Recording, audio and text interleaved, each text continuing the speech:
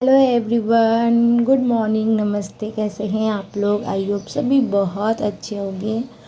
और अभी हो रहा है नाश्ता करने के बाद का टाइम, मतलब 10 बज रहा होगा। और मैं यहाँ पे बना रही हूँ आम पापड़, जो कि मुझे और मेरे पति देव को बहुत ज़्यादा पसंद है। मुझे भी बहुत ज़्यादा अच्छा लगता है, तो मैं वही आज आम पापड़ की तैयारी कर रही हूँ। तो सबसे पहले ना मैं आम ले ली थी, एकदम पकी हुई आम थी, उसे छील करके और फिर उसे पूरा बारीकी मैं मिक्सचर में चला ली थी। और फिर उसके बाद कढ़ाई गर्म होने के लिए रख दी थी, और जितना मैंने घोल तैयार किया हुआ था आम का वो डाल दी हूँ कढ़ाई में। इसके बाद मैं लगे हाथ चीनी भी डाल दी थी, और इसमें मैंने एक नींबू का रस डाला है, पूरा नींबू का रस निचोड़ दी हूँ। और ये रहा प्लेट जिसमें मैं घी लगा करके पहले इसको सेट होने के लिए रख दी थी। और पूरे 10 मिनट के बाद 10 मिनट तक मैंने इसे चलाया। जब इसमें बहुत अच्छे से उबाल आ गई थी और ये अच्छे से पक चुकी थी, तब जाके मैं अभी इसे थाली में फैला लेती हूँ। और हम आज बना रहे हैं आम पापड़। और ना ये इतनी जल्दी, अभी इतना तेज़ धूप हो रहा है ना, बहुत ज़्यादा गर्मी पड़ रही है, जिसकी वजह से बहुत जल्दी सूख जाता है। तो मैं आम पापड़ बनाकर डायरेक्ट आ गई हूँ रूम में, और मैं सोच रही हूँ आधा एक घंटा आराम कर लेती हूँ। और मेरी आराध्या को देखिए, ये वाली जो ड्रेस आराध्या पहनी है ना, ये मैं इसे सिल दी हूँ। तो ये आप लोगों को दिखा रही थी घूम घूम के। और अभी देखिएगा ये क्या बोलेगी।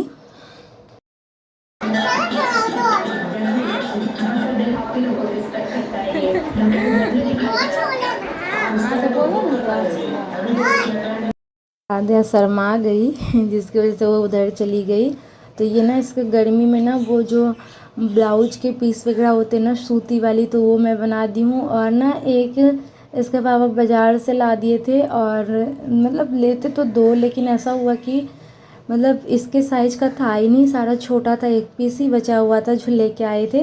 तो फिर ना मैं उसी को देख देख के इसको बना दी हूँ। बहुत ज़्यादा अच्छा लगा और बना, लेकिन ये थोड़ा कपड़ा कम हो गया था, जिसके वजह से ना थोड़ा छोटी हो गई।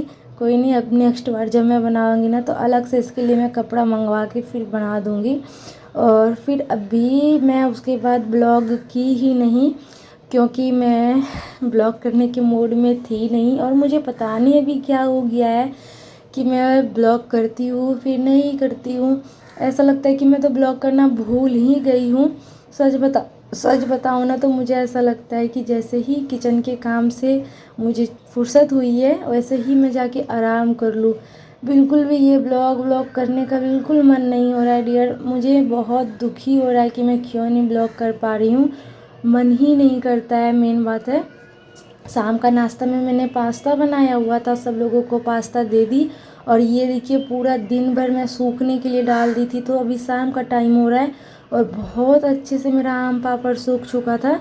मैंने थोड़ी सी मोटी फैलाई थी, अगर और पतली फैलाती ना तो ये 2 घंटे में ही सूख जाती। अगर आप जितना मोटा फैलाएंगे ना, उसके वजह से आपको 2-3 दिन भी सूखने में लग जाएंगे, लेकिन मैं थोड़ा पतला फैलाई थी तो ये बहुत ही जल्दी सूख चुका था। और कितना यमी यमी सा मेरा आम पापड़ लग रहा है ना। बताओ किसको किसको पसंद है आम पापड़, आ जाइए खाने के लिए। और मेरे हाथ के दाग देख सकते हैं, अभी भी है ही, अभी थोड़ी थोड़ी दाग जो है ना भरना स्टार्ट हुआ है, और बहुत ख़राब लगता है दाग को देख करके।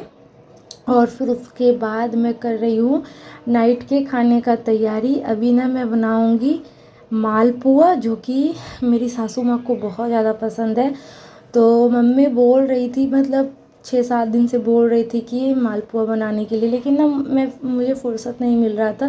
मैं सोच रही थी एक दिन बना ही दूँगी, तो फिर आज मैं सोची बना ही देती हूँ।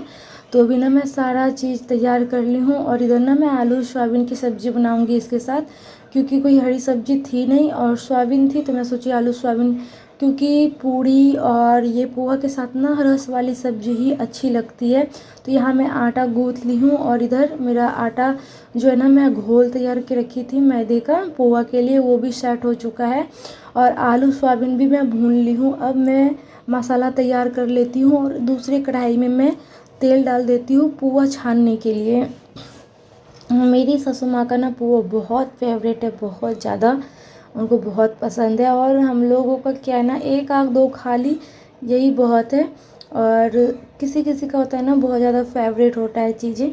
तो पोहा में आप लोगों ने देखा कि कुछ कट्टू के मसाला, जैसे उसमें थी ये छोहारा किशमिश और बादाम सोप में डाल दी थी उसके साथ ही, और 2 केला मैं ली थी, 2 या 3 केला ली थी। केला से जो है ना पोहा की स्वाद और टेक्सचर भी बहुत अच्छा बनता है, बहुत अच्छा लगता है, तो केला तो डालती हूँ। इसके लिए ना शाम को ही मैं केला मंगवा ली थी, और फिर उसके बाद ना इसे मैं बहुत अच्छे से केला और चीनी को ना आटे के साथ ही पहले मिक्स कर ली, ताकि जो केला है ना वो बिल्कुल भी उसमें गुठलियाँ ना रहे। और फिर उसके बाद मैं इसे सेट करने के लिए 20 मिनट रहने दी थी, क्योंकि जो मैदा होता है ना वो थोड़ा सा सख्त हो जाता है जब कि फिर उस इसीलिए मैं उसे छोड़ दी थी। और इधर मैं एक तरफ सब्जी भी बना रही हूँ और दूसरी तरफ ना मैं पोहा भी तल रही हूँ। देख सकते हो कितना यमी यमी सा बन रहा है ना। और सच बताऊँ ना तो मेरा भी अभी खाने का बहुत मन कर रहा था कि मैं पोहा खाऊं, और इस टाइम पता नहीं कब क्या मन कर जाता है खाने को, तो फिर बना भी लेती हूँ। तो बस खाई थी, एक आध खाई थी, बस मन भर गया था। मुझे इस टाइम ना बिल्कुल उतना मीठा पसंद नहीं आता है। मुझे जितना तीखा खट्टा चटपटा ये सारा चीज़ मिल जाए ना, तो फिर मैं ये सारा चीज़ खाने के बाद भी मैं वो सब चीज़ खा सकती हूँ। और ये सारे मीठा वाली चीज़ ना मुझे बिल्कुल भी पसंद नहीं पड़ रहे हैं।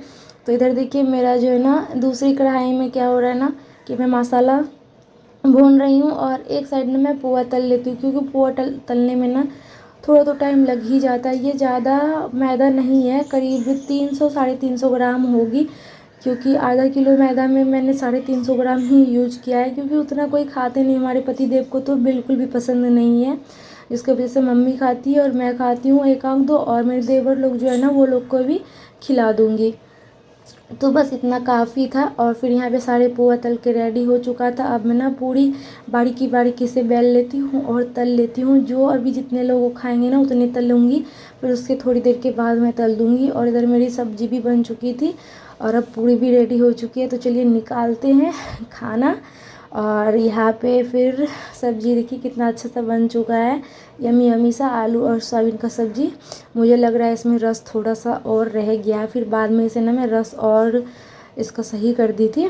और फिर खाना पीना खा लिए थे सब लोग। अभी बज रहे हैं रात के 10, क्योंकि 10 बजे तो सब लोग खाते ही है, फिर 10:30 बज रहे होंगे मुश्किल से। तो मैंने सारे बर्तन वगैरह धो लिया है और अभी मैं किचन की भी सफाई कर लेती हूँ। सारा काम करने के बाद ही मैं आराम करती हूँ, मतलब जाती हूँ बेड पर सोने के लिए। तो ये रहा, मेरी सारे बर्तन धुल चुके हैं। और सोने से पहले जो नाइट का मेरी रूटीन है ना, बस सोने से पहले ये सारा काम निपटा कर सोती हूँ, ताकि सुबह जब उठूँ ना तो पूरा फ्रेश फ्रेश मिले और बहुत अच्छा लगे सारा चीज़ देखने में। तो ये रही मेरी सफाई किचन की। और आई होप आप सभी को आज का ब्लॉग बहुत अच्छा लगा होगा। मैं कोशिश करती हूँ कि डेली ब्लॉग डालूँ, लेकिन पता नहीं मेरे से नहीं हो पाता है इस टाइम पे, तो इसके लिए सॉरी, माफ़ करिएगा मुझे। मैं कोशिश करूँगी करने का बहुत ही जल्द। मिलते हैं प्यारा सा ब्लॉग के साथ, तब तक लिए Tata my all YouTube family. खुश रहिए, मस्त रहिए।